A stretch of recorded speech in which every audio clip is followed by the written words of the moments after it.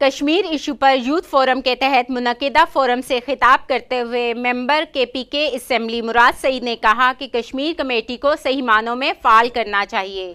ایسے لوگوں کو کمیٹی کا حصہ بنایا جائے جو اس مسئلے کے درد کو محسوس بھی کریں۔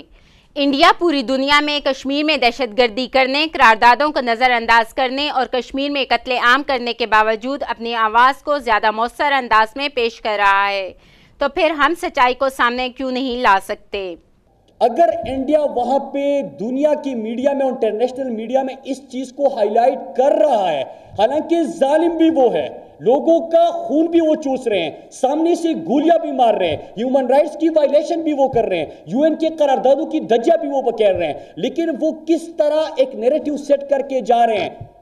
ہم نے نیریٹو سیٹ کرنا تھا، ہم نے کاؤنٹر نیریٹو نہیں دینا تھا، ہم نے نیریٹو سیٹ کرنا تھا۔ IR کے اسٹوڈنٹس میرے خیال سے ذرا یہاں پہ بیٹھے ہیں، آپ کو پتہ ہے ہم نے کیا کرنا تھا؟ ہم نے دنیا کو نیریٹو دینا تھا، اور ہم نے کیا دینا تھا؟ لاکھوں لوگ، ہمارے وہ بچے جو وہاں پہ شہید ہو گئے وہ دے چکے، ہماری مائیں جو انہوں نے اپنے جوان بچوں کو، اور جو بزرگ جنہوں نے اپنے جوان بیٹوں کو لحد میں اتارا، وہ نیریٹو دے چکے تھے۔ ابھی احمد صاحب نے بات کی نان وائلنٹ موومنٹ کی۔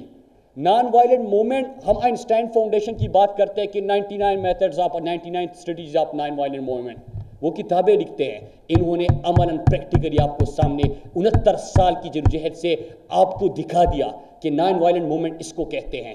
انہوں نے مزید کہا کہ حکومت کی جانب سے دنیا بھر میں بھیجے جانے والے وفود میں ان لوگوں کو منتخب کیا جائے جو اس مسئلے کو دل سے محسوس بھی کرتے ہوں اور سمجھ بوجھ بھی رکھتے ہوں، کیونکہ دیکھنے والے، سننے والے اور بھگتنے والے میں فرق ہوتا ہے۔ کیمرہ مین سلیم اختر کے ساتھ فریحہ سعید، رسائی TV، اسلام آباد۔